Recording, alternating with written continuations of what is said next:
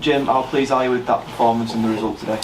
Obviously very pleased. It's a big win for us. It's a win that we've needed. No better place to get back on track than in front of your home fans, give them something to shout about and cheer going home happy, which we haven't done enough of. But I think we thoroughly deserved the win, and it was a big win for us. What was the most pleasing thing about the performance today? Listen, I think when you lose games, it's easy to point at this and point at that, and that's the problem. You know, we have that joy of being able to look over games and look at data with regards to how much they're running, the sprints they're doing and things like that, and you know, it's all much of a muchness. We're in every game, you know, so we've kept believing in ourselves. With a good week, we're working hard, and that's what the big thing is that you want a team to reflect you, and I work hard and I care, and you know, Shaddy and Jevo and all the rest of the staff who are here, we all work hard and we want the players to reflect us in that regards, and that's what they've done today.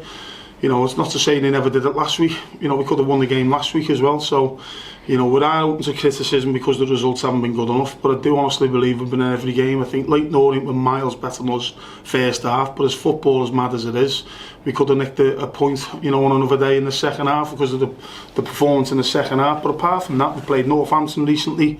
Should have won. Last minute equaliser. Carlisle recently, third in the league now.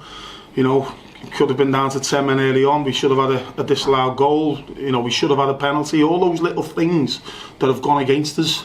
But the lads have, you know, they come in every day, and it is difficult because we are getting criticised. But that's the nature of the beast. That's why when you're bottom of the division, you know, that's the way it is. But I see them running hard. I see them competing. I see them putting the bodies on the line, and every now and then, you know, they might come up short, and every now and then there might be a little bit of lapse here and there, but we're all over them to get them to empty the tank every day, and that's what they've done today, and that makes me proud.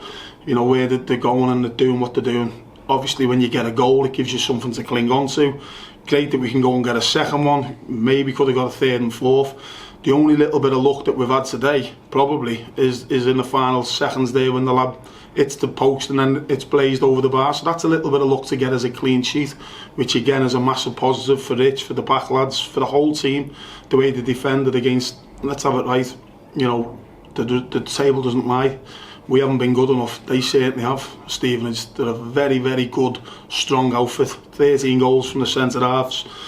You know, 4 or 5 of the players at the top end of the pitch, all on 8-9 goals. You know, looking at the team, it's littered with quality right across the board, and we knew it was going to be a big challenge for us. But you know, we need to stand up, we need to work hard, we need to compete, and that's what we've done today. So that makes me very proud as the manager, and I think we deserve the 3 points to come the end of the day. The manner of those 2 goals as well, really flowing, fast-moving attacks, weren't they, to produce those 2 Yeah, goals. again, it's important that when the ball goes in, it sticks, and I think it was Quiggs who did it twice on those occasions and got it out, and you know, we do fantastic goals for the level. You know, great goals for the team that are at the bottom of the league. You know, usually the position we're in, you might scab a 1-0, but we haven't even done that. You know, we haven't come off with it to smash and grab.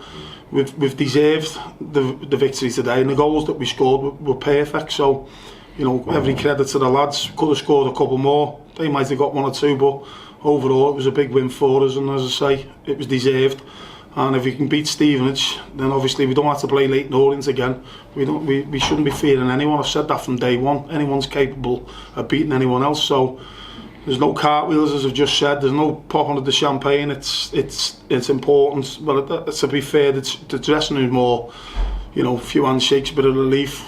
Nice, you know, nicer weekend for us all. Gives us a little shot in the arm going to next week.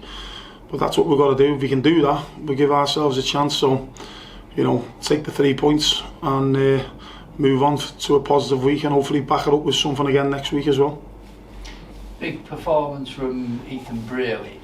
Do you think the fact that a championship club has confirmed their interest in him in so much as Blackburn did has kind of lifted his confidence, belief in himself? 100%. I've just said it in the previous interview. You know, sometimes these things happen. Young lads certainly. You know, he's just sampled a different environment when he's been up at Sheffield United. He's had interest from a championship club in Blackburn, and a good one as well. You know, good with their young players, and you can see he's had the injury, and then obviously there was the you know, the potential move. He's come back. You know, he's trained well. We've been a little bit reluctant. Obviously, we can't have Blackburn dictating our side, but ultimately you've got to think of a player's career. You know, it's a dream move for the lad financially, as a stepping stone. There could be a Premier League club soon, so finances into the club as well. But whatever's happened. You know, he's come back, and you know it's fallen through, but we've made the decision that we're going to get him back in the team. And 100%, where Ethan Brady was probably a 19-year-old boy in the building, suddenly now, you know, that little spell away at a different club, the incest from a championship club, he's come back as a man. You know, I was discussing his physical output the other day. His sprint times are coming on. You see him with his shoulders back. He's physically improved. He's getting to a standard where, you know, we all know that he's a very, very good footballer, but suddenly physicality wise, he's looking better and stronger and fitter, and he gets around the pitch better. And I thought he was excellent today. I thought he played well last week as well. So fair play to him. You know, he deserves it. He's a local lad. Everyone loves him. He's a cracking kid. And you know, he's going to be a big player for us. But these things happen in football, as I said previous again. You know, it was a crazy deadline day, because come 5 o'clock deadline day, you know, he was in someone else's building, and we're trying to use that money to get 1 or 2 players in to strengthen us, which we did. We probably could have got 1 or 2 more, but then suddenly you lose that financial side of things because Ethan's moves fell through. So, you know, it's worked out in regards that Ethan's back in our building and he's playing for us. But we've got to mop up the bits around the finances as well. So, you know, there's rules and regulations. The club's run well now. It's, you know, it's safe in that regards. They do the right thing, and I appreciate and respect that. So it has an effect that with Ethan staying, obviously Tav Campbell's gone on loan now, and that was important. That he's not played much football of late. He needs some minutes under his belt. We will have a call back after the 28 days, but financially, you know, that's what it's based on, and I'd rather have him in the building than not in the building.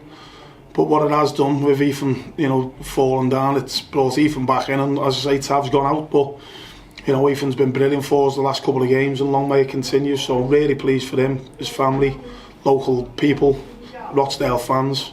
So he's doing all he can to help the cause.